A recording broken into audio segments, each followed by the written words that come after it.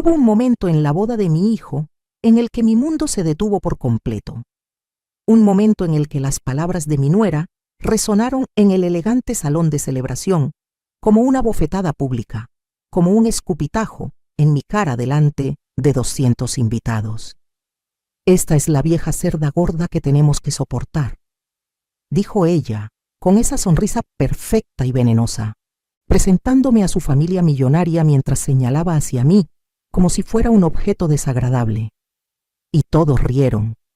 Rieron con esa risa cruel de la gente que nunca ha conocido el sufrimiento, como si yo fuera un chiste patético, como si mis 58 años de vida, mi sacrificio de décadas, mi dinero que pagó cada maldito detalle de esa boda de lujo, no significaran absolutamente nada.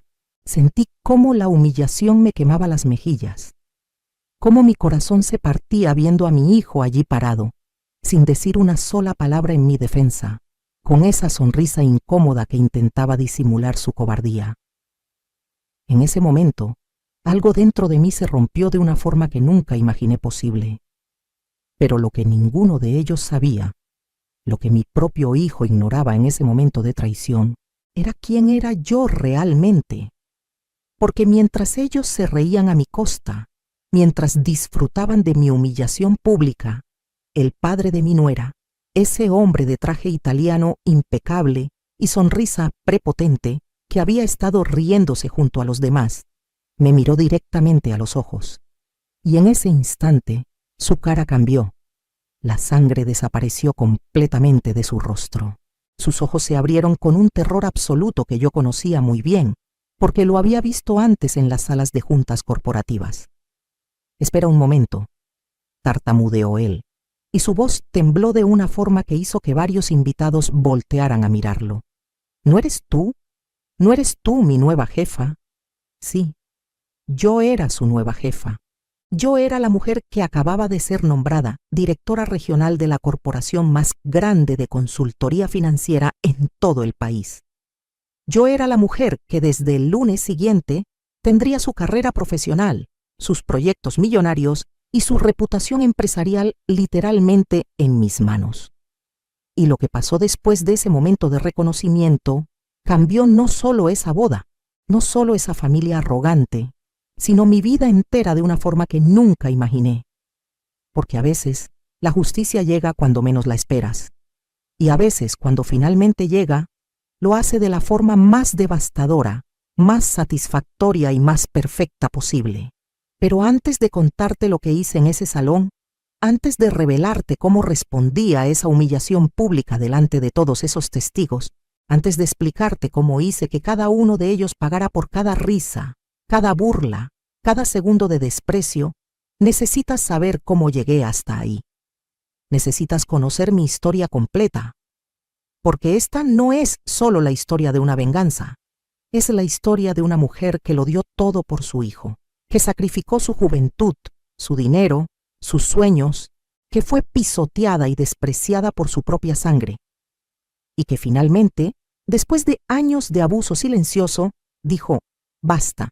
Así que si estás escuchando esto, desde Ciudad de México, desde Santiago de Chile, desde Buenos Aires, desde Madrid o desde cualquier rincón de América Latina, donde las madres conocen el dolor de la ingratitud familiar, quiero que te quedes conmigo hasta el final, porque esta historia es real, es mi historia, y tal vez, solo tal vez, sea también un poco la tuya o la de alguien que conoces.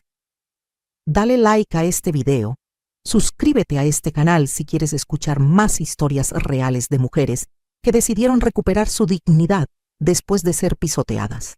Y sobre todo, quédate hasta el final, porque te prometo por mi vida que lo que hice después de esa humillación, la forma en que devolví cada insulto multiplicado por 1000, te va a dejar completamente sin palabras. Ahora sí, respira profundo conmigo y déjame llevarte al principio de esta historia, al día en que todo comenzó a desmoronarse sin que yo lo supiera. Mi nombre es Patricia Morales y tengo 58 años. 58 años de los cuales 35 los dediqué completamente a ser madre. Madre soltera, para ser más específica. porque el padre de mi hijo, ese hombre que me prometió el mundo cuando yo tenía apenas 22 años, desapareció cuando Miguel tenía solo 6 meses de edad. Desapareció como si nunca hubiera existido, dejándome sola con un bebé, sin dinero, sin familia que me apoyara, y con un futuro que parecía completamente oscuro. Recuerdo esa época como si fuera ayer. Vivíamos en un pequeño departamento de 2 habitaciones en las afueras de Guadalajara, con paredes tan delgadas que podía escuchar las conversaciones de los vecinos. Yo trabajaba doble turno en una cafetería durante el día y limpiaba oficinas por las noches. Llevaba a Miguel conmigo envuelto en una cobija, durmiendo en su carriola mientras yo pasaba la aspiradora y limpiaba baños corporativos. Dormía 4 horas diarias si tenía suerte. Comía una vez al día para que mi hijo tuviera leche, pañales y todo lo que necesitaba. Pero no me quejo de eso, no me arrepiento de esos sacrificios, porque mi hijo era mi mundo entero. Era la razón por la que abría los ojos cada mañana. Era mi motivación para seguir adelante cuando mi cuerpo me pedía que me rindiera. Cuando Miguel tenía 5 años, tomé la decisión más difícil de mi vida. Usé cada centavo que había ahorrado durante esos años de trabajo brutal y me inscribí en la universidad. Estudiaría administración de empresas. Estudiaría por las noches después de mis turnos de trabajo. Dormiría menos, sacrificaría más, pero le daría a mi hijo un futuro mejor. Le daría la vida que él merecía. Y lo hice. Me gradué con honores 7 años después. Miguel tenía 12 años cuando finalmente obtuve mi título. Recuerdo su carita en la ceremonia de graduación, sentado en primera fila con su uniforme escolar ya pequeño, porque no tenía dinero para comprarle uno nuevo. Pero sus ojos brillaban de orgullo cuando escuchó mi nombre. Patricia Morales, mención honorífica. Ese día juré que nunca más pasaríamos necesidades, y cumplí esa promesa. Conseguí trabajo en una firma de consultoría pequeña. Era asistente administrativa, el puesto más bajo, pero no me importó. Trabajaba 14 horas diarias. Aprendía todo lo que podía. Me quedaba hasta tarde estudiando los casos de los consultores seniors. Hacía preguntas, tomaba cursos adicionales los fines de semana, y poco a poco, año tras año fui ascendiendo. Cuando Miguel entró a la preparatoria, yo ya era consultora junior. Cuando entró a la universidad, yo era consultora senior. Y cuando él se graduó de la carrera de arquitectura en una de las mejores universidades privadas del país, universidad que yo pagué completamente, cada colegiatura, cada libro, cada material, yo ya era gerente de división. Nunca le faltó nada a mi hijo, nunca. Mientras otros estudiantes trabajaban medio tiempo para pagarse sus gastos, Miguel se concentraba únicamente en sus estudios. Tenía el mejor equipo de cómputo, tenía su propio carro, tenía un departamento cerca del campus que yo rentaba para él. Viajaba con sus amigos en vacaciones a playas, a ciudades, a lugares que yo nunca conocí a su edad porque estaba trabajando para sobrevivir. Y yo estaba feliz con eso, genuinamente feliz, porque ese era mi propósito como madre. Darle a mi hijo la vida que yo nunca tuve, asegurarme de que él nunca sintiera el dolor del hambre, la humillación de no tener dinero para algo necesario, la vergüenza de usar ropa donada o zapatos rotos. Pero aquí está la verdad que me duele admitir ahora, años después. En algún momento de ese proceso, de darle todo, de sacrificarme por él constantemente, de poner sus necesidades siempre por encima de las mías, mi hijo dejó de verme como una persona. Dejó de verme como Patricia, la mujer que tenía sueños propios, miedos propios, necesidades propias. Empezó a verme simplemente como mamá, esa figura que existía únicamente para servirle, para darle dinero cuando lo necesitaba, para resolver sus problemas, para estar disponible 24 horas al día, 7 días a la semana. Los primeros signos fueron sutiles. Cuando él tenía 20 años y yo le pregunté si podía acompañarme a cenar para celebrar mi cumpleaños, me dijo que tenía planes con sus amigos. «Es solo una cena, mamá, no es gran cosa», me dijo con esa indiferencia que me partió el corazón. Cené sola ese año en un restaurante barato, viéndome en el espejo del lugar y preguntándome cuándo había dejado de importar. Cuando cumplió 25 años y consiguió su primer trabajo como arquitecto en una firma mediana, pensé que las cosas cambiarían. Pensé que al ser adulto, al empezar a trabajar y ganar su propio dinero, entendería todo lo que yo había hecho por él. Pero no fue así. Seguía llamándome únicamente cuando necesitaba algo. Dinero para el enganche de un carro mejor. Dinero para un viaje con su novia. Dinero para inversiones en proyectos que nunca prosperaban. Y yo siempre decía que sí, porque era mi hijo, y las madres no abandonan a sus hijos. Entonces conoció a Vanessa Domínguez, la hija única de Roberto Domínguez, un empresario exitoso en el sector inmobiliario. Una chica de 28 años que nunca había trabajado un día en su vida, que vivía en una burbuja de privilegio donde todo se le daba sin esfuerzo. Era hermosa, eso no lo puedo negar. Delgada, alta, con ese tipo de belleza que viene de tratamientos caros y gimnasios exclusivos. Pero había algo en sus ojos que me perturbaba desde el primer día que la conocí. Una frialdad. Una forma de mirarme como si yo fuera inferior. La primera vez que Miguel me la presentó fue en un café en Polanco. Yo llegué directamente de una junta importante, todavía con mi traje de trabajo y cansada después de un día largo. Vanessa llegó media hora tarde, sin disculparse, con un vestido de diseñador que probablemente costaba más que mi renta mensual. Se sentó, me dio la mano con desgano y pasó toda la conversación mirando su teléfono mientras yo intentaba conocerla. Mi mamá quiere saber más de ti, le había dicho Miguel con esa sonrisa emocionada de alguien enamorado. Pero ella apenas me dirigió 3 palabras durante toda esa hora. Y cuando finalmente se fueron, escuché cómo ella le decía a Miguel en voz baja, creyendo que yo no podía oír: ¿siempre viste así tu mamá? Parece que viene de vender tacos en la calle. Mi hijo no la defendió, no la corrigió, solo se rió incómodo y cambió de tema. Ese debió ser el primer indicio de lo que vendría. Pero yo, tonta de mí, lo ignoré. Pensé que eventualmente ella me aceptaría. Pensé que el amor de mi hijo hacia mí hablaría por sí mismo. No sabía que ya era demasiado tarde, que mi hijo ya había elegido a quién le daría su lealtad, y no era a mí. Los siguientes 2 años fueron un descenso lento y doloroso hacia la invisibilidad. Vanessa no solo entró en la vida de mi hijo, sino que sistemáticamente comenzó a borrarme de ella. Y lo peor de todo es que Miguel la dejó hacerlo sin oponer resistencia. Primero fueron las cenas familiares. Yo solía cocinar para Miguel todos los domingos. Era nuestra tradición desde que él era niño. Hacía su comida favorita, pozole rojo con todas las guarniciones, y pasábamos la tarde juntos platicando sobre su semana, sus proyectos, su vida. Pero después de 6 meses de noviazgo con Vanessa, Miguel me llamó un viernes por la tarde. Mamá, ya no voy a poder ir los domingos. Vanessa quiere que pasemos los fines de semana con su familia. Es importante para ella. No me preguntó si me parecía bien. No me ofreció alternativas. Simplemente me lo informó como si yo fuera su secretaria, recibiendo la cancelación de una cita sin importancia. Cuando le sugerí que tal vez podríamos alternar los domingos, una semana con su familia y otra conmigo, se molestó. No seas dramática, mamá. Te veo cuando puedo. No es para tanto. Pero sí era para tanto, porque esos domingos eran lo único que teníamos, y ahora no tenía nada.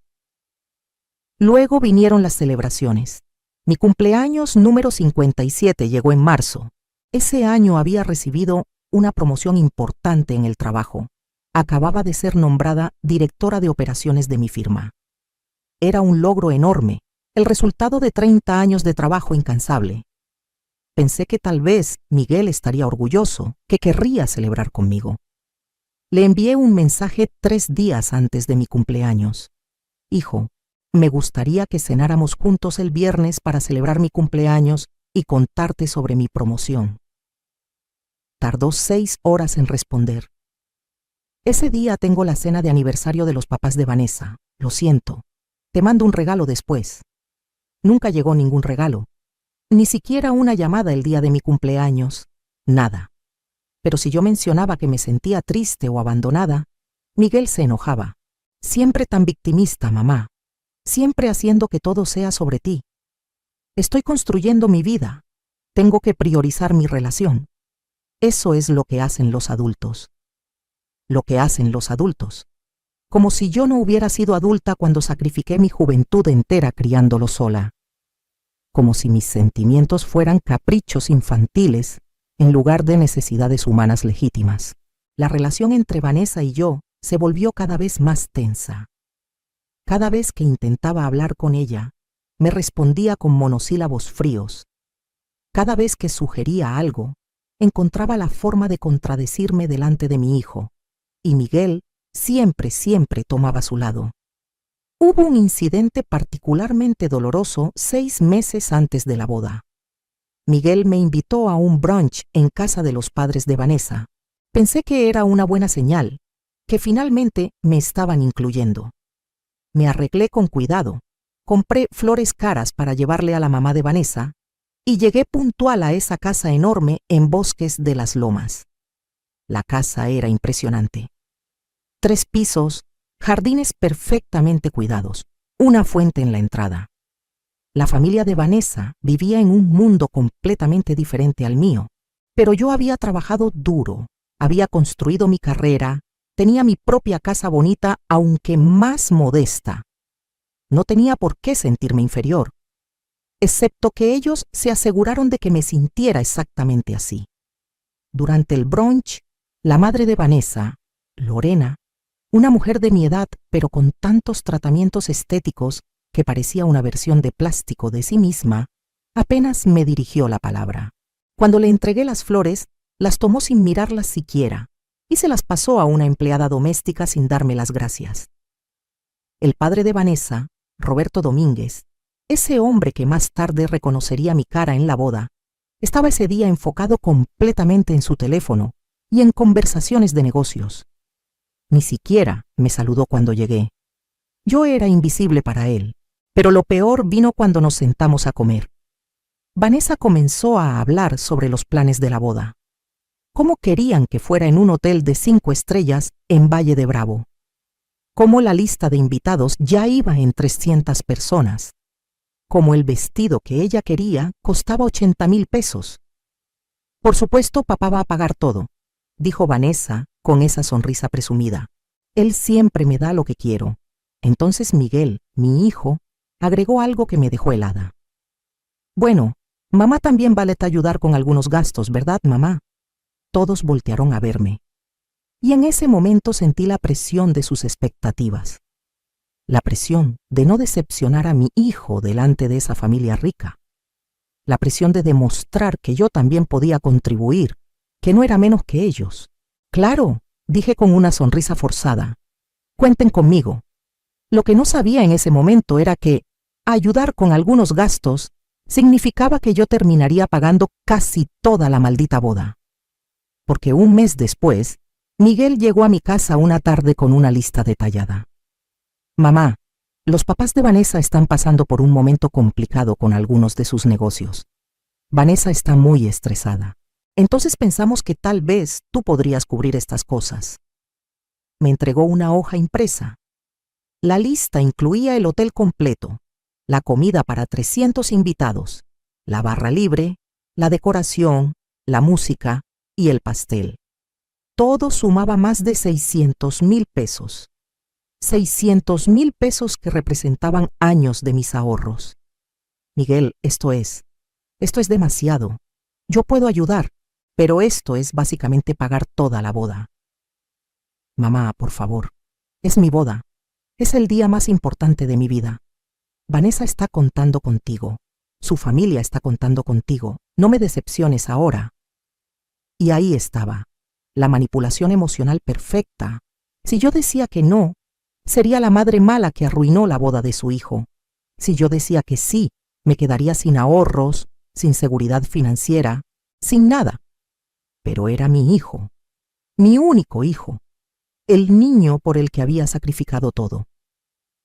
Está bien, dije finalmente. Voy a hacerlo. Miguel me abrazó con entusiasmo. Sabía que podía contar contigo, mamá. Eres la mejor. Pero ese abrazo se sintió vacío, se sintió transaccional, como si yo fuera un cajero automático que acababa de dispensar efectivo. Los siguientes meses fueron un caos de pagos y arreglos. Yo coordinaba todo con los proveedores. Yo pagaba los depósitos. Yo resolvía los problemas cuando algo salía mal. Vanessa y su familia simplemente aparecían para aprobar o rechazar opciones, como si estuvieran comprando en una tienda departamental de lujo. Y durante todo ese tiempo, las señales de desprecio hacia mí continuaron acumulándose. Vanessa nunca me preguntó mi opinión sobre nada relacionado con la boda que yo estaba pagando. Cuando yo sugería algo, ella me ignoraba completamente. Y Miguel, mi hijo, nunca me defendió. Hubo una reunión con la coordinadora de la boda donde Vanessa llevó a su madre y me dijo a mí que no era necesario que fuera porque ya teníamos todo bajo control. Yo estaba pagando, pero no era bienvenida a las decisiones. Cuando pregunté si podía invitar a algunos de mis colegas del trabajo, gente que había sido importante en mi vida durante años, Vanessa suspiró dramáticamente. Patricia, la lista de invitados ya está completa. No hay espacio para más gente. Además, esta es una boda elegante. No sé si tu gente encajaría. Tu gente. Como si yo viniera de otro planeta. Como si mis amistades fueran inferiores a las suyas. Miguel estaba presente cuando ella dijo eso, y no dijo nada. Absolutamente nada en mi defensa. 2 semanas antes de la boda, recibí la prueba final de cuánto desprecio sentían por mí. Estaba en una junta de trabajo cuando me llegó un mensaje de Vanessa. Patricia, necesito que transfieras los últimos 200,000 pesos hoy. El hotel necesita el pago final.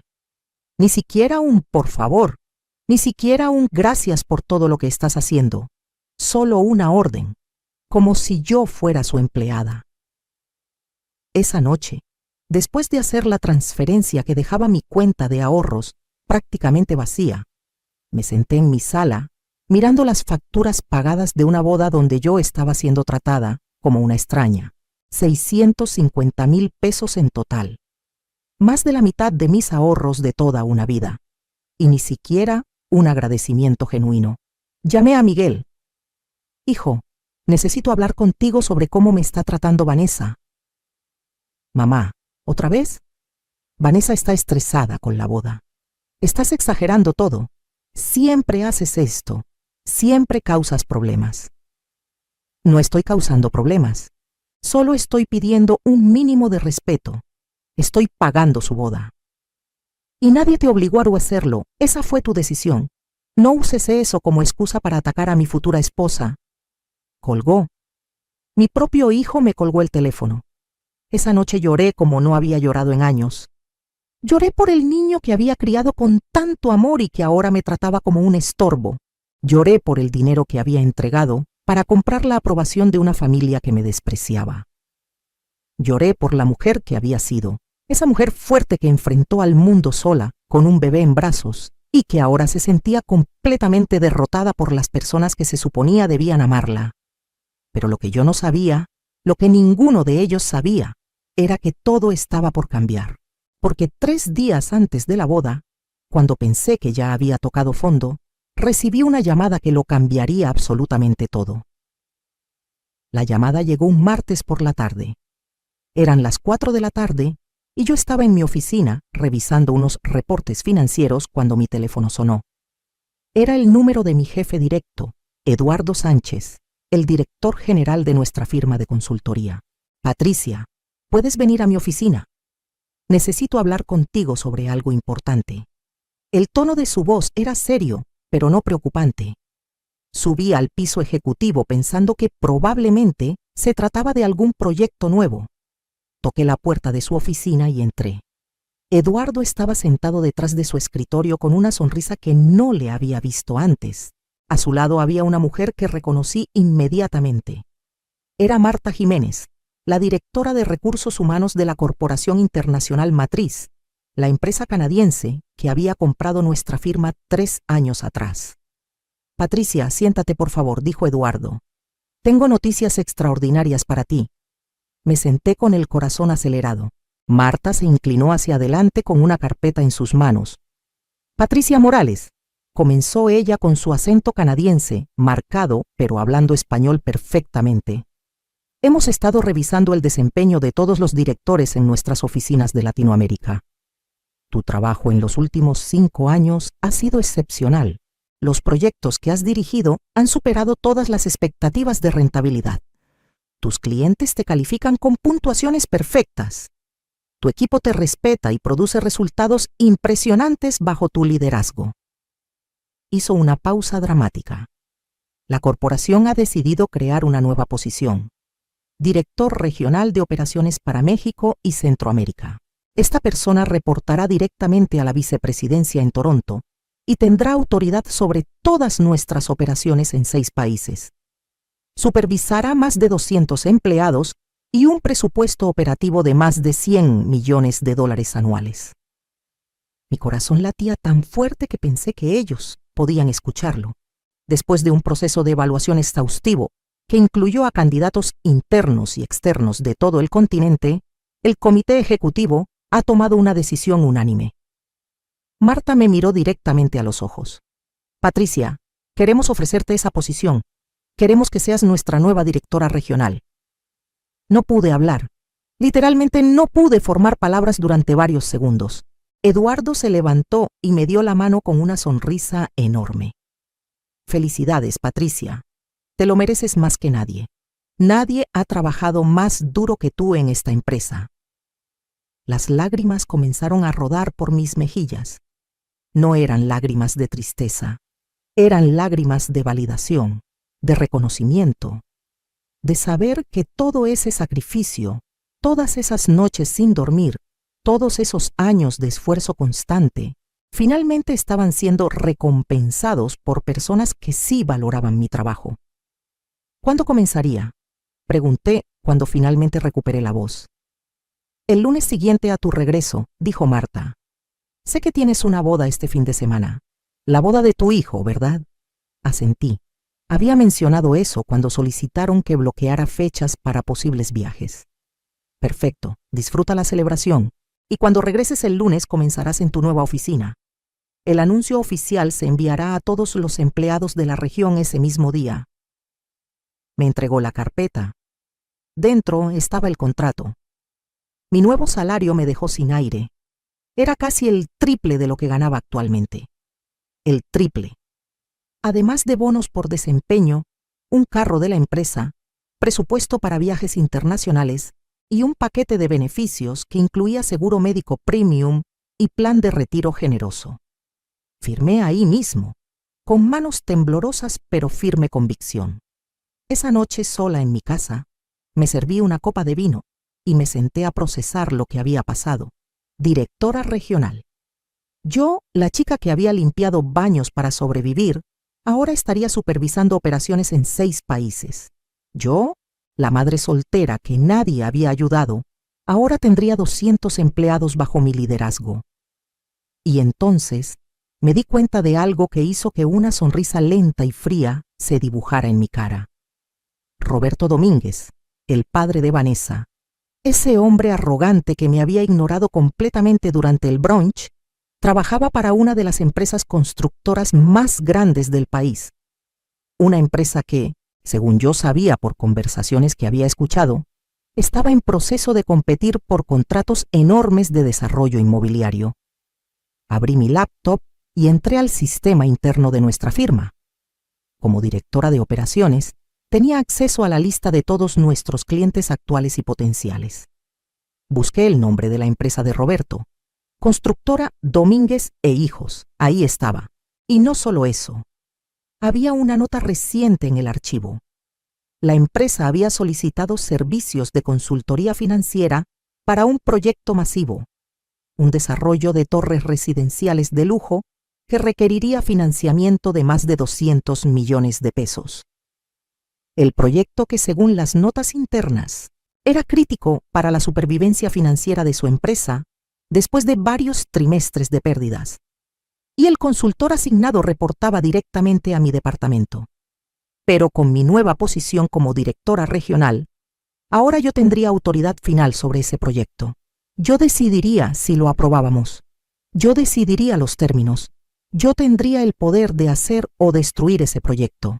Pero eso no fue lo que me hizo sonreír. Lo que me hizo sonreír fue la fecha programada para la primera junta de presentación del proyecto. Estaba agendada para el miércoles después de la boda. Y según el sistema, Roberto Domínguez asistiría personalmente como director general de su empresa. Sería su primera vez conociendo a la nueva directora regional que tendría su proyecto en sus manos. Sería su primera vez viéndome en mi verdadero papel, no como la madre invisible a la que ignoró durante el brunch, sino como la mujer que literalmente tenía el futuro de su empresa en sus manos.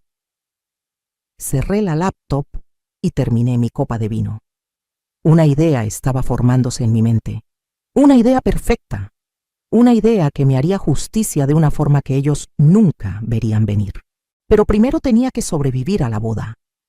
Tenía que sonreír y actuar como si todo estuviera bien mientras entregaba el último pago y veía a mi hijo casarse con una mujer que me despreciaba. Tenía que soportar un evento más de humillación.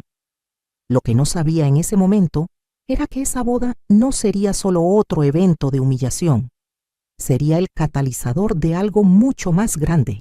Sería el momento en que todo cambiaría. El jueves antes de la boda, hice algo que nunca había hecho antes. Contraté a un investigador privado, no para espiar a nadie, sino para que investigara la situación financiera real de la familia Domínguez. Necesitaba saber exactamente cuál era su situación. Necesitaba información. El investigador era discreto y eficiente. Me envió su reporte el viernes por la noche, 12 horas antes de la boda. Lo que leí en ese reporte me dejó helada. La familia Domínguez estaba en serios problemas financieros. Roberto había hecho varias inversiones desastrosas en los últimos 2 años. Habían perdido más de la mitad de su patrimonio. La casa gigantesca en Bosques de las Lomas estaba hipotecada hasta el techo. Tenían deudas con 3 bancos diferentes. Y lo más importante, el proyecto de las torres residenciales era literalmente su última oportunidad de salvarse de la bancarrota. Si ese proyecto no se aprobaba, si no conseguían el financiamiento que necesitaban, la empresa quebraría en menos de 6 meses, y con ella caería toda la fortuna familiar, la casa, los carros, el estilo de vida de lujo, todo desaparecería. Por eso habían manipulado a mi hijo para que yo pagara la boda. No era porque estuvieran pasando por un momento complicado, como Miguel me había dicho. Estaban al borde del colapso financiero total. Y yo, la tonta que pagó 650,000 pesos de sus ahorros, había sido la perfecta idiota que salvó su reputación, pagando una boda que ellos no podían costear. Esa noche, la noche antes de la boda, no dormí. No por nervios, sino porque estaba planeando. Estaba pensando en cada detalle de lo que vendría. Estaba preparándome para el día en que todo cambiaría. Me probé el vestido que había comprado para la boda. Era un vestido elegante color azul marino, discreto, apropiado para la madre del novio. Me vi en el espejo y vi a una mujer de 58 años que había sido pisoteada durante demasiado tiempo. Pero también vi algo nuevo en mis ojos, una chispa, una determinación, un poder que nunca había reconocido en mí misma. El sábado llegó, el día de la boda. Me arreglé con cuidado, me puse el vestido, me maquillé, me peiné. Conduje hasta el hotel en Valle de Bravo, ese hotel de 5 estrellas que yo había pagado por completo. Llegué temprano, como siempre hacía. La ceremonia fue hermosa, debo admitir eso. Las flores que yo pagué eran espectaculares. La decoración que yo pagué era de revista. Todo era perfecto, exactamente como Vanessa lo había imaginado, exactamente como yo lo había financiado. Caminé por ese pasillo, acompañando a mi hijo hacia el altar. Él me dio un abrazo rápido antes de ir a esperar a su novia. «Gracias por todo, mamá», susurró. Pero sus palabras se sintieron automáticas, ensayadas, vacías. Vi a Vanessa caminar por el pasillo del brazo de su padre. Roberto Domínguez, ese hombre que me había ignorado completamente, caminaba con el pecho inflado de orgullo, como si él hubiera pagado todo, como si él fuera el generoso padre que le dio a su hija la boda de sus sueños. Nadie sabía la verdad. Nadie sabía que yo había pagado cada peso. La ceremonia terminó. Todos aplaudieron. Yo aplaudí también, con una sonrisa en mi cara y un dolor en mi corazón. Mi hijo se había casado y yo me sentía más sola que nunca.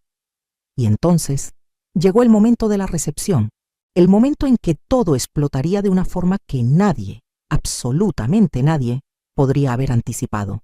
La recepción comenzó como cualquier otra boda elegante. Los invitados entraron al salón principal del hotel, ese espacio enorme con techos altísimos y lámparas de cristal que yo había pagado. Las mesas estaban decoradas con arreglos florales blancos y dorados. La comida era un menú de 5 tiempos preparado por un chef reconocido. La barra libre ofrecía licores premium. Todo era exactamente como Vanessa lo había soñado. Todo pagado por mí. Me senté en mi mesa asignada. No era la mesa principal donde estaban los novios, por supuesto. Esa mesa estaba reservada para ellos y los padres de Vanessa, los padrinos importantes, la gente que realmente importaba. Yo estaba en una mesa lateral, cerca de la cocina, acompañada de primos lejanos de Miguel que apenas conocía y que pasaron toda la cena mirando sus teléfonos. Desde mi lugar podía ver la mesa principal perfectamente. Roberto Domínguez estaba ahí, riéndose fuerte, brindando con champán caro, actuando como el padre generoso que había dado todo por su hija. Su esposa Lorena estaba a su lado con ese vestido de diseñador que probablemente también estaba pagado con deudas. Vanessa radiaba felicidad al lado de mi hijo. Y Miguel, mi hijo, ni siquiera volteó a verme durante toda la cena. Pero yo no estaba triste. No esta vez. Esta vez estaba observando, estudiando, planeando cada movimiento de lo que vendría después. Durante la cena, Roberto se levantó para dar un discurso. Tomó el micrófono con esa confianza arrogante que caracteriza a los hombres que nunca han conocido la humildad. Queridos amigos y familia, comenzó con voz potente. Hoy es un día de inmensa felicidad para nuestra familia. Ver a nuestra princesa Vanessa casarse con un hombre tan maravilloso como Miguel es un sueño hecho realidad. Hizo una pausa para el aplauso. Yo no aplaudí. Lorena y yo hemos trabajado toda nuestra vida para darle a nuestra hija lo mejor. Y hoy, en este día especial, no escatimamos en gastos para darle la boda que se merece, porque así somos nosotros. Nuestra familia siempre da lo mejor. Las mentiras salían de su boca con tanta naturalidad que casi podía creerlas él mismo. La gente aplaudía, impresionada por su generosidad. Nadie sabía que yo había pagado todo. Nadie sabía que él estaba quebrado. Y él contaba con eso. Contaba con mi silencio. Contaba con mi invisibilidad. Cuando terminó su discurso, miró brevemente en mi dirección. Nuestros ojos se encontraron por un segundo, y en ese segundo vi el desprecio. Vi cómo me miraba como si yo fuera menos que él, como si yo fuera afortunada de estar presente en su evento. Sonreí. Una sonrisa pequeña y fría que él no entendió. Todavía no. Después de la cena vinieron los bailes. El primer baile de los novios, el baile de la novia con su padre, y luego, finalmente, el baile del novio con su madre. Miguel se acercó a mi mesa con esa sonrisa educada que le pones a las obligaciones sociales. Bailamos, mamá. Caminamos a la pista de baile. La música era una canción lenta y sentimental. Miguel puso sus manos en mi cintura de forma mecánica. Yo puse las mías en sus hombros. «Gracias por venir», dijo él mientras bailábamos. «Gracias por venir». Como si yo fuera una invitada cualquiera. No la mujer que pagó toda su boda. no la madre que lo había criado sola, solo una invitada más. De nada, hijo, respondí con calma. Es tu día especial. Sé que las cosas han estado un poco tensas, continuó él sin mirarme a los ojos, pero espero que ahora que ya estamos casados, todo sea más fácil. Vanessa solo necesitaba tiempo para acostumbrarse. ¿Acostumbrarse a qué? ¿A tener que tolerar a la mujer que financió su boda de ensueño? No dije nada, solo seguí bailando. Mamá, ¿estás bien? ¿Te ves? Diferente. Estoy perfectamente bien, Miguel, solo disfrutando ver a mi hijo feliz. La canción terminó. Él me dio un abrazo rápido y regresó corriendo a su mesa donde Vanessa lo esperaba. Yo regresé a mi mesa junto a la cocina. Eran las 9 de la noche. La fiesta estaba en su punto máximo. La gente bailaba, bebía, reía, y entonces sucedió. Vanessa se levantó de la mesa principal con su madre y comenzó a caminar por el salón saludando a los invitados. Era el momento tradicional donde los novios agradecen a cada mesa. Yo sabía que eventualmente llegarían a la mía, y me preparé. Las vi acercarse. Vanessa con su vestido de novia de 80,000 pesos brillando bajo las luces. Lorena con esa sonrisa falsa perfectamente practicada. Se detuvieron en la mesa frente a la mía, donde estaba sentada la familia del lado de los Domínguez. Una familia obviamente acomodada. Podía escuchar su conversación perfectamente. Muchas gracias por acompañarnos en este día tan especial, decía Vanessa con dulzura artificial. La boda está hermosa, respondió una señora mayor con joyas que brillaban como estrellas. Tu papá hizo un trabajo maravilloso. Vanessa sonrió con orgullo. Sí, papá siempre se asegura de que todo sea perfecto. Entonces Lorena agregó, lo suficientemente alto para que yo escuchara perfectamente. Es que nosotros venimos de una familia de tradición. Sabemos cómo hacer las cosas bien, no como ciertas personas que solo saben trabajar y trabajar sin ninguna clase. Estaban hablando de mí, lo sabía. Lo sentí en cada palabra. Y entonces Vanessa miró hacia mi mesa. Nuestros ojos se encontraron. Y en lugar de acercarse normalmente, ella le dijo algo a su madre al oído. Lorena volteó a verme y ambas se rieron. Una risa bajita pero llena de veneno. Finalmente caminaron hacia mi mesa. Yo me preparé, enderecé mi espalda y las miré directamente. Patricia, dijo Vanessa con esa voz falsa que usaba conmigo. Gracias por venir. De nuevo, gracias por venir. Como si yo no hubiera pagado cada peso de ese evento. Es un placer estar aquí. Respondí con una sonrisa igualmente falsa. Entonces Lorena miró a los primos de Miguel que estaban en mi mesa y dijo, casi como si yo no estuviera presente, qué lástima que no todos pueden apreciar eventos de esta categoría. Algunas personas simplemente no están acostumbradas a este nivel de elegancia. La humillación era deliberada, era cruel, y estaba diseñada para recordarme mi lugar, pero yo solo sonreí, porque sabía algo que ellas no sabían. Sabía que en 3 días, cuando Roberto Domínguez entrara a esa sala de juntas para la reunión más importante de su vida profesional, me vería sentada en la cabecera de la mesa. Me vería con el título de directora regional. Me vería con el poder absoluto sobre su proyecto de salvación. Tienen razón, dije con calma. No todos estamos acostumbrados a la misma elegancia. Algunas personas la heredan, otras la construimos desde cero. Vanessa frunció el ceño, sin captar completamente el significado de mis palabras. Pero antes de que pudiera responder, alguien llamó su atención desde otra mesa y se alejaron. Respiré profundo. Todavía faltaba lo peor de la noche. Todavía venía el momento que cambiaría todo. A las 10 de la noche, Roberto Domínguez reunió a su familia extendida en un área privada del salón. Eran unas 30 personas, toda la familia rica de Vanessa. Yo no estaba invitada a ese círculo, obviamente, pero estaba lo suficientemente cerca para escuchar partes de la conversación. Roberto estaba presentando a Miguel como el nuevo miembro de la familia.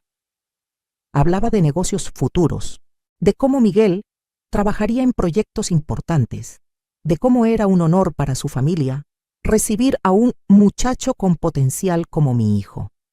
Miguel reía y asentía, emocionado de ser aceptado en ese círculo de riqueza y poder. No importaba que esa riqueza fuera una ilusión. No importaba que esa familia estuviera quebrada. Lo único que importaba era la apariencia. Entonces escuché cuando Vanessa le dijo a una de sus primas, lo suficientemente alto como para que yo alcanzara a oír: lo mejor es que la mamá de Miguel es básicamente invisible. No va a ser problema. Es una de esas mujeres que solo saben trabajar y obedecer. Ni siquiera preguntó qué pasaba con todo el dinero que puso. Fue perfecta. Su prima se rió. Qué suerte tienen. Lo sé, respondió Vanessa. Y lo mejor es que Miguel ya ni siquiera la defiende. Hace tiempo que entendió que si quiere estar en nuestro nivel, tiene que dejar atrás a su gente, su madre, yo. En ese momento algo dentro de mí se solidificó.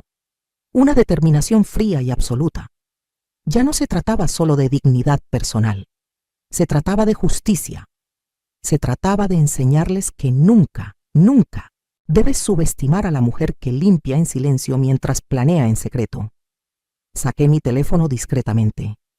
Abrí mi correo electrónico corporativo. Escribí un mensaje breve para el equipo que manejaría el proyecto de Constructora Domínguez. Necesito revisar personalmente todos los documentos del proyecto Domínguez antes de la junta del miércoles. Preparen un análisis completo de viabilidad financiera, proyecciones de riesgo y alternativas. Quiero opciones sobre la mesa. Nos vemos el lunes a primera hora. Presioné enviar. El mensaje se fue al espacio digital. El primer movimiento de mi plan estaba en marcha.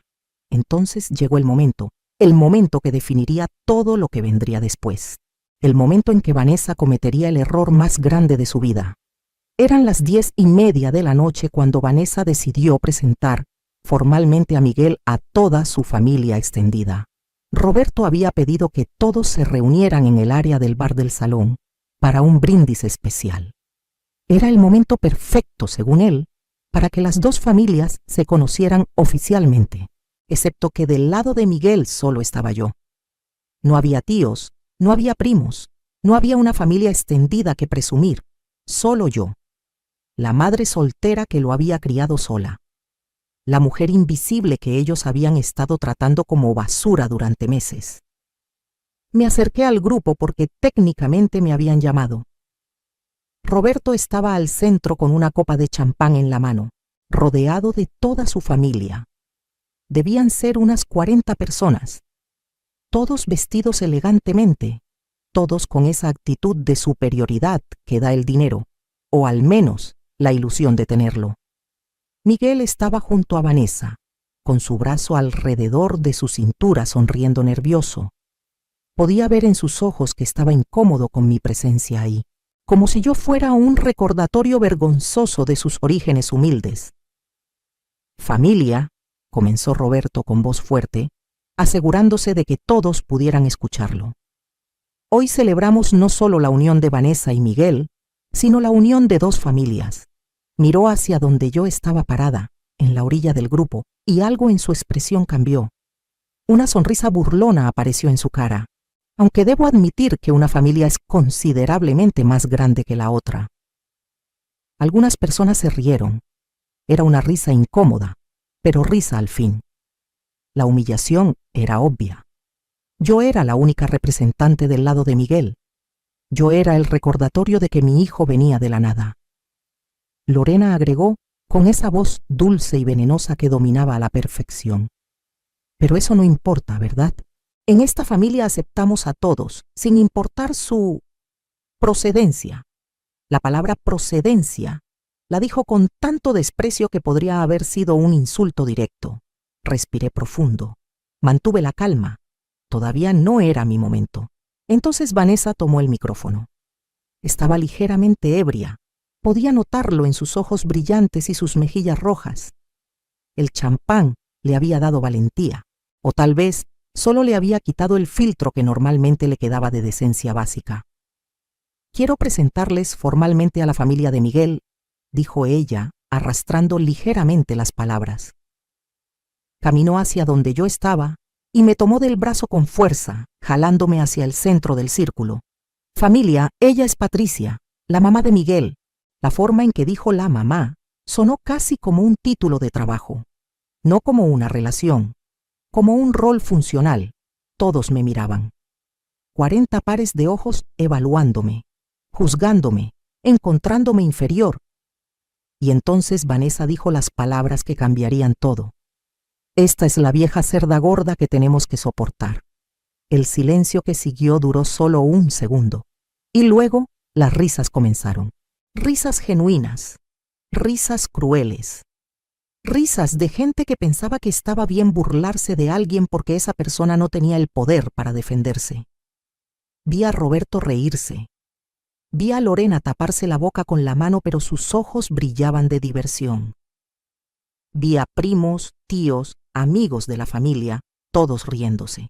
Como si yo fuera un chiste, como si mi dolor fuera entretenimiento. Miré a mi hijo. Miguel estaba parado ahí, con la cara roja, con los ojos hacia el suelo. No me defendió. No dijo una sola palabra. Solo se quedó ahí parado mientras su esposa me humillaba públicamente, mientras su nueva familia se burlaba de mí. Sentí cómo las lágrimas comenzaban a formarse en mis ojos. Sentí cómo la humillación me quemaba la garganta. Sentí cómo 35 años de sacrificio, de amor incondicional, de darlo todo por mi hijo, se convertían en cenizas en ese momento. Pero entonces sucedió algo. En medio de todas esas risas, un hombre dejó de reír. Roberto Domínguez. Su risa se congeló en su garganta. Su cara comenzó a cambiar de color. De rojo por la risa a blanco pálido en cuestión de segundos. Merego estaba mirando fijamente, como si acabara de ver un fantasma, como si acabara de reconocer algo que lo aterrorizaba. «Espera un momento», dijo él, y su voz tembló de una forma que hizo que varias personas dejaran de reír y voltearan a mirarlo. «Espera, tú eres». Se acercó a mí con pasos lentos, estudiando mi cara con intensidad. Podía ver el pánico creciendo en sus ojos. «¿No eres tú?» Su voz era apenas un susurro ahora. No puede ser la misma persona. Yo no dije nada. Solo lo miré directamente a los ojos y sonreí. Una sonrisa fría y calculada que confirmaba todos sus miedos. «Dios mío», susurró él, y la sangre desapareció completamente de su cara. «Eres tú.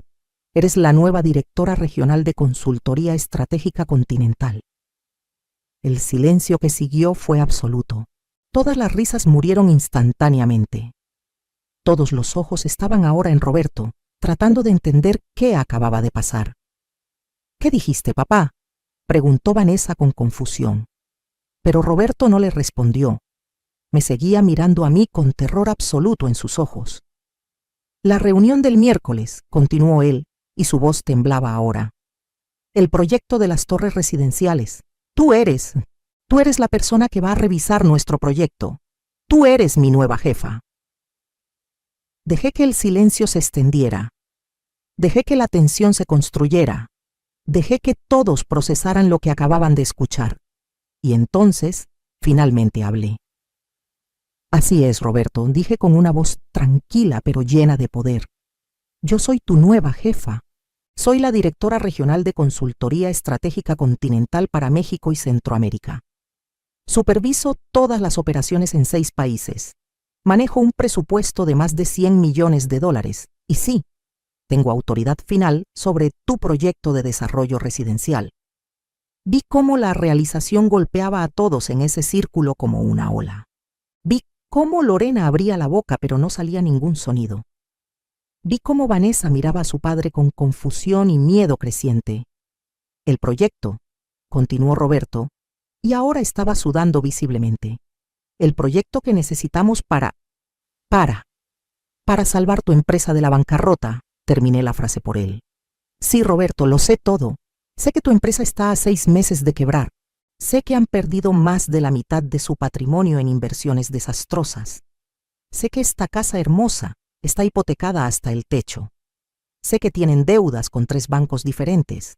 y sé que el proyecto de las torres residenciales es su única oportunidad de supervivencia. El silencio era ensordecedor ahora. Roberto parecía a punto de desmayarse. ¿Cómo?, comenzó a preguntar él. ¿Cómo lo sé?, sonreí. Porque contraté a un investigador privado. Porque soy buena en mi trabajo, Roberto, muy buena. Y porque cuando alguien me trata como basura, me gusta saber exactamente con quién estoy tratando. Entonces me volteé hacia toda la familia, hacia esas 40 personas que momentos antes se habían estado riendo de mí. Ahora todos me miraban con una mezcla de shock y miedo. Y ya que estamos compartiendo información, continué con voz clara. Quiero que todos sepan algo. Esta boda hermosa que están disfrutando, este hotel de 5 estrellas, esta comida de chef reconocido, esta decoración de revista, esta música en vivo, esta barra libre con licores premium, todo esto lo pagué yo. Cada peso, cada centavo. Vi cómo varias personas se miraban entre sí con confusión. 650,000 pesos exactamente, continué. Porque verán, la familia Domínguez no podía pagar esta boda. Estaban quebrados. Entonces manipularon a mi hijo para que yo, la vieja cerda gorda, como tan elegantemente me llamó Vanessa, pagara todo mientras ellos se llevaban el crédito. Lorena hizo un sonido de protesta, pero no pudo formar palabras. Roberto, dije, volteando hacia él, esa presentación tan hermosa que diste sobre cómo tú no escatimaste en gastos para tu hija. Eso fue mentira. Yo di todo, yo pagué todo. Mientras tú te atribuías el crédito, yo vaciaba mis ahorros. Vi cómo Miguel me miraba ahora, finalmente, con los ojos bien abiertos, finalmente viendo la magnitud de lo que había pasado. Y Vanessa, me volteé hacia mi nuera, tú que me llamaste vieja cerda gorda delante de tu familia, tú que me trataste como basura durante meses, tú que me excluiste de las decisiones sobre la boda que yo estaba financiando. Déjame decirte algo, querida. Caminé hacia ella. Vanessa retrocedió instintivamente. Yo soy esa vieja cerda gorda que construyó una carrera desde cero, que se levantó de la pobreza absoluta para convertirse en una de las ejecutivas más poderosas en su industria, que crió un hijo sola sin ayuda de nadie, que pagó universidades privadas, departamentos, carros, viajes y ahora una boda de más de $500,000 de pesos. Esa vieja cerda gorda tiene más poder, más dinero y más dignidad en su dedo meñique que toda tu familia junta. Las lágrimas corrían por la cara de Vanessa ahora, pero no eran de risa. Eran de humillación, de miedo, de la realización de que había cometido un error devastador. Mamá, finalmente habló Miguel y su voz temblaba. Yo no sabía que tú habías, que tú eras. Que yo era importante, lo interrumpí. Que yo tenía poder, que yo valía algo más que ser tu cajero automático. No, Miguel, no lo sabías porque nunca te importó saberlo. Nunca preguntaste sobre mi trabajo. Nunca te interesaste en mi vida. Solo me llamabas cuando necesitabas dinero. Vi cómo las lágrimas comenzaban a formarse en sus ojos también, pero ya no me importaba. Ya no. Roberto, volví mi atención al hombre que ahora temblaba visiblemente. El miércoles tenemos esa reunión sobre tu proyecto. Voy a revisar cada documento. Voy a analizar cada número. Voy a evaluar cada proyección. Y voy a tomar una decisión completamente profesional basada en lo que sea mejor para mi empresa. Hice una pausa deliberada. Pero quiero que entiendas algo. La mujer que va a tomar esa decisión, la mujer que tiene el futuro de tu empresa en sus manos, es la misma mujer a la que tu hija acabó de llamar vieja cerda gorda. Es la misma mujer que tu esposa trató con desprecio. Es la misma mujer que tú ignoraste completamente durante meses mientras yo pagaba la boda de tu hija. Roberto abrió la boca para decir algo, pero yo levanté mi mano. No digas nada ahora. Guarda tus palabras para el miércoles. Vas a necesitarlas. Me volteé hacia toda la familia reunida, hacia esas caras que minutos antes estaban llenas de burla y ahora estaban llenas de shock. Disfruten el resto de la boda. dije con una sonrisa fría. Disfruten la comida que yo pagué. Disfruten la bebida que yo pagué. Disfruten cada momento, porque les garantizo que ninguno de ustedes va a olvidar esta noche. Y entonces hice algo que nunca había hecho en mi vida.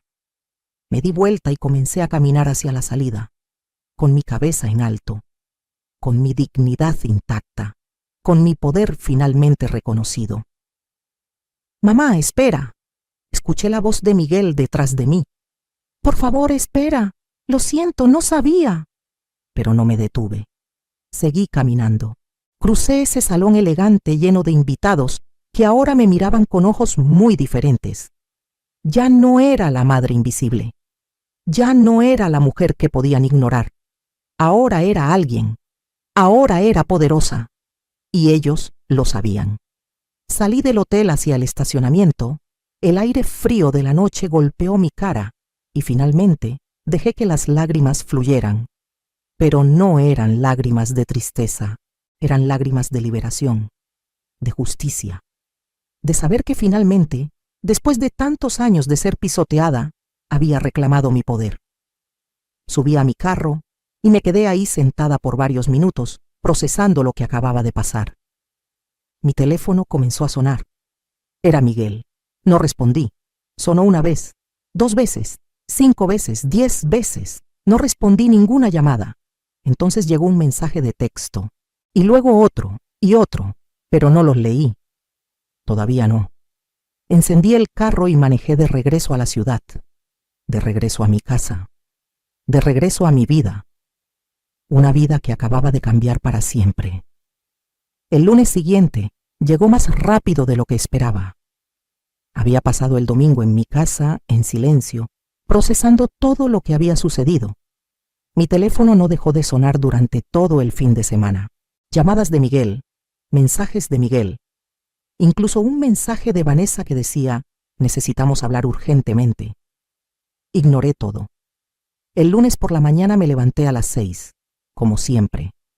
Me preparé con cuidado especial. Me puse mi mejor traje sastre, color gris oscuro con una blusa blanca. Me maquillé perfectamente. Me miré en el espejo y vi a una mujer diferente, una mujer que finalmente había reclamado su poder, una mujer que ya no aceptaría ser invisible. Llegué a la oficina a las 7:30, mi nueva oficina. La oficina de la directora regional estaba en el piso más alto del edificio, con ventanas enormes que daban vista a toda la ciudad. Mi escritorio era de caoba, grande y elegante. En la pared ya estaba colgado mi título y mis reconocimientos. Todo era real, todo era mío. A las 8 de la mañana mi asistente, una joven eficiente llamada Marcela, tocó la puerta. «Buenos días, señora Morales. El equipo está listo para la junta sobre el proyecto Domínguez». «Perfecto. Dale 5 minutos para que se preparen. Bajo enseguida». Tomé mi laptop y los documentos que había estado revisando todo el domingo. Bajé a la sala de juntas donde me esperaban 6 de mis mejores analistas. Todos se pusieron de pie cuando entré. «Buenos días a todos. Siéntense, por favor». Abrí mi laptop y proyecté los números en la pantalla grande. Proyecto Constructora Domínguez. Torres residenciales de lujo. Inversión requerida, 250 millones de pesos. He revisado toda la documentación durante el fin de semana. Díganme, ¿cuál es su evaluación? El analista senior, un hombre de 40 años llamado Javier, habló primero.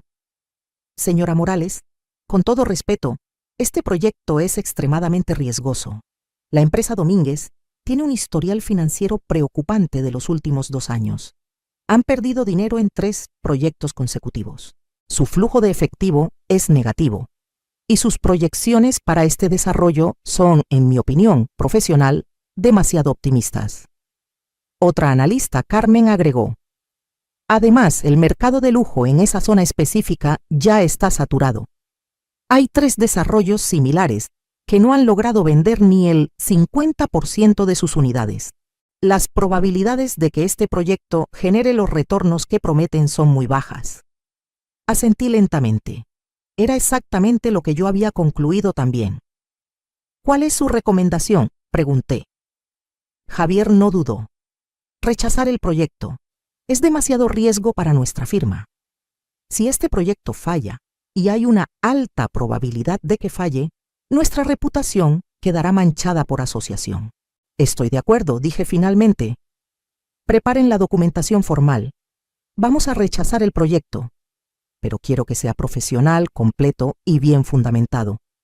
Quiero que cada razón esté respaldada con datos sólidos. Esta es una decisión de negocios, no personal.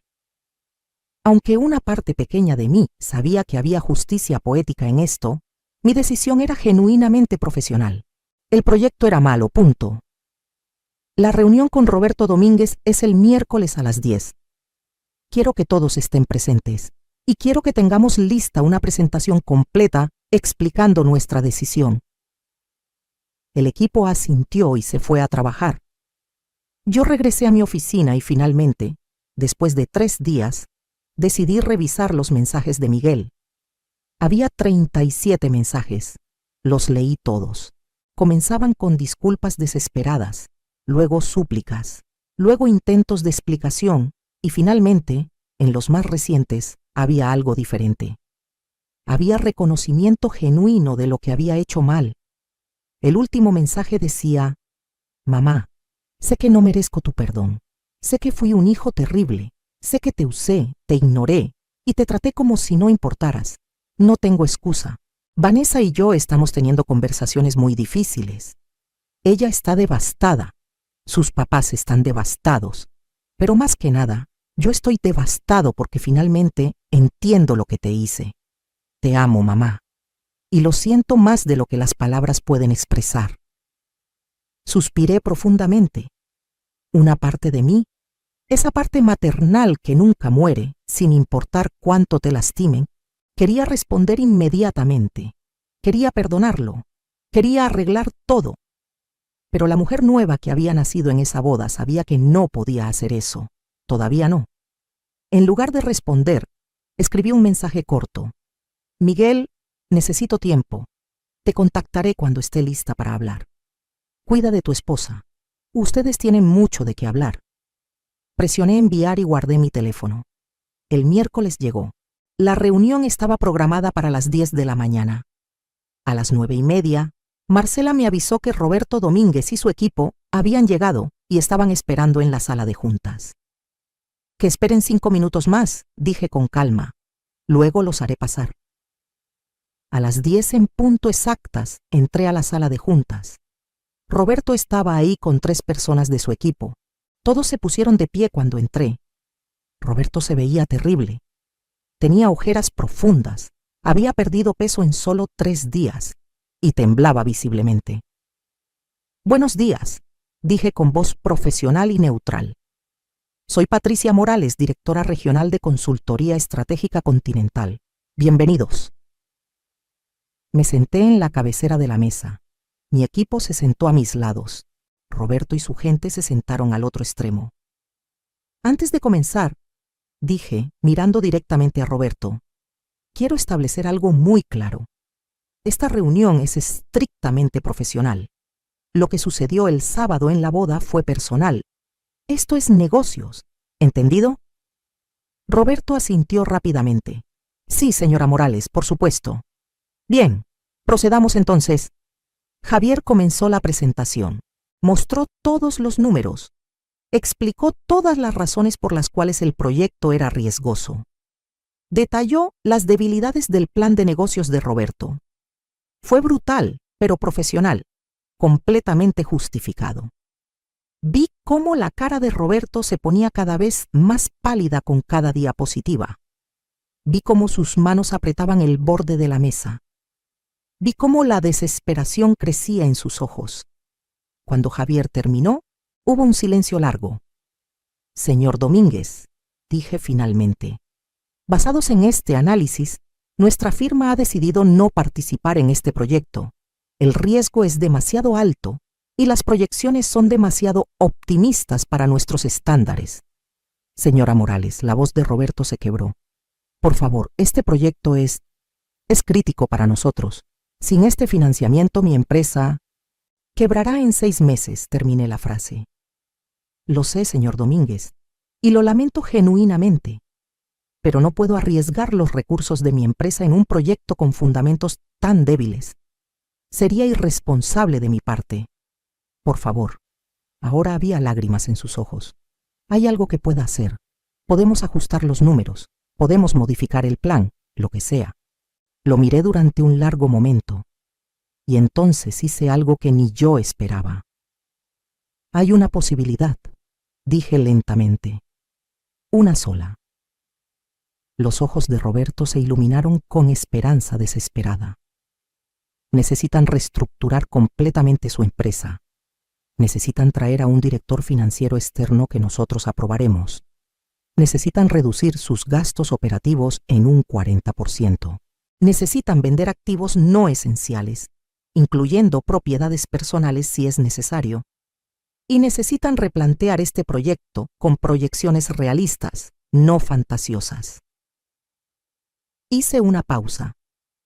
Si hacen todo eso, y si su nuevo plan de negocios pasa nuestra evaluación rigurosa, entonces podríamos reconsiderar una participación limitada. Pero será bajo nuestros términos, completamente. Roberto asintió con desesperación. Sí, lo que sea. Haremos lo que sea necesario. Bien, tienen 2 semanas para presentar un plan revisado. Mi equipo les enviará los requisitos específicos. Me puse de pie, señalando que la reunión había terminado. Todos se levantaron. Señora Morales, dijo Roberto con voz temblorosa, sobre lo que pasó en la boda. Nosotros. Señor Domínguez, lo interrumpí con voz firme pero no cruel. Le di una oportunidad profesional a pesar de lo personal. No la desperdicie hablando del pasado. Use su energía para salvar su empresa. Él asintió avergonzado y salió con su equipo. Cuando se fueron, Carmen me miró con curiosidad. ¿De verdad va a darle otra oportunidad? Sonreí levemente. Si hace todo lo que le pedí, su proyecto podría funcionar, y nosotros ganaremos dinero con ello, pero va a ser bajo nuestras condiciones y va a aprender humildad en el proceso. Los siguientes meses fueron transformadores. Miguel me llamó varias veces. Finalmente, después de 3 semanas, acepté verlo para tomar un café. Se veía diferente, más maduro, más consciente. Se sentó frente a mí en la cafetería con los ojos rojos, como si hubiera estado llorando recientemente. Mamá, comenzó con voz temblorosa. He pasado estas semanas pensando en todo, en toda mi vida, y me di cuenta de que no te conozco. No conozco a la mujer que me crió. No conozco tus sueños, tus miedos, tus logros. Solo te vi como mi mamá, como alguien que existía para servirme, y eso es imperdonable. Las lágrimas corrían por su cara ahora. Vanessa y yo estamos en terapia. Ella también está trabajando en sí misma. Nos dimos cuenta de cuánto daño causamos, cuánto te lastimamos, y no espero que me perdones pronto. Solo quiero que sepas que voy a pasar el resto de mi vida tratando de ser el hijo que merecías desde el principio. Lo miré durante largo tiempo. Vi al niño que había criado, vi al hombre en el que se había convertido. Y vi, por primera vez en años, genuino arrepentimiento en sus ojos. Miguel, dije finalmente, te perdono. Pero las cosas van a ser diferentes de ahora en adelante. Ya no voy a estar disponible cada vez que me necesites. Ya no voy a resolver todos tus problemas. Ya no voy a poner tus necesidades siempre por encima de las mías. Voy a vivir mi vida. Y si quieres ser parte de ella, tendrás que ganar ese lugar. Él asintió mientras lloraba. Lo entiendo y lo acepto. Nos tomamos el café en silencio durante un rato, y cuando nos despedimos, sentí algo diferente. No era la relación de antes, pero tal vez, con tiempo, podría ser algo mejor, algo más honesto, algo más equilibrado. 6 meses después, Roberto Domínguez logró presentar un plan revisado. Era realista, bien fundamentado y viable. Aprobamos una participación limitada en su proyecto. El desarrollo eventualmente tuvo éxito moderado. Su empresa sobrevivió, pero nunca volvió a ser lo que era. Y Roberto aprendió humildad de la forma más difícil. En cuanto a mí, florecí en mi nueva posición. Lideré proyectos importantes en toda la región. Viajé a países que siempre había soñado conocer. Conocí gente fascinante. Viví experiencias increíbles y, más importante, aprendí a vivir para mí misma. A los 60 años, tengo una vida que nunca imaginé posible. Tengo una carrera exitosa. Tengo respeto. Tengo dignidad. Y tengo paz. Mi relación con Miguel mejoró lentamente. Él y Vanessa trabajan activamente en ser mejores personas. No los veo tan seguido como antes, pero cuando nos vemos, las interacciones son genuinas, son respetuosas, son de adulto a adulto, no de hijo que usa a su madre. Y esa noche en la boda donde me llamaron vieja cerda gorda, ya no me duele recordarla, porque esa fue la noche en que me liberé. Esa fue la noche en que reclamé mi poder. Esa fue la noche en que decidí que nunca más permitiría que nadie me hiciera sentir invisible. Si estás escuchando esta historia y te identificas con ella, si tú también has sido la madre que da todo y recibe nada, si tú también has sido la mujer invisible en tu propia familia, quiero que sepas algo. Tú también tienes poder. Tú también vales. Tú también mereces respeto, amor y dignidad. No necesitas esperar a que te humillen públicamente para reclamar tu valor. Puedes empezar hoy. Puedes empezar estableciendo límites. Puedes empezar diciendo no. Puedes empezar viviendo para ti misma en lugar de solo para otros. Porque la verdad es esta. El amor verdadero no requiere que te destruyas a ti misma para construir a otros. El amor verdadero es recíproco, es respetuoso, es equilibrado. Y si la gente en tu vida no puede darte eso, entonces tal vez es hora de crear una vida nueva, una vida donde tú seas la protagonista, una vida donde tú importes. Eso es lo que yo hice y fue la mejor decisión de mi vida. Así que te dejo con esto. Nunca permitas que nadie te haga sentir menos de lo que eres. No importa si es tu hijo, tu pareja, tu familia, tu valor no lo determina cómo te tratan, lo determinas tú. Y si has llegado hasta aquí, déjame un comentario diciéndome de dónde estás escuchando esta historia. Desde México, desde Colombia, desde España, desde donde sea, me encantaría saber que esta historia llegó a ti. Dale like a este video si te resonó. Suscríbete para más historias reales de mujeres que encontraron su fuerza. Y comparte esto con alguien que necesite escucharlo. Porque a veces, la historia de una mujer puede ser la luz que otra necesita para encontrar su propio camino. Gracias por escucharme. Esta es Patricia Morales. Y esta fue mi historia de cómo dejé de ser invisible.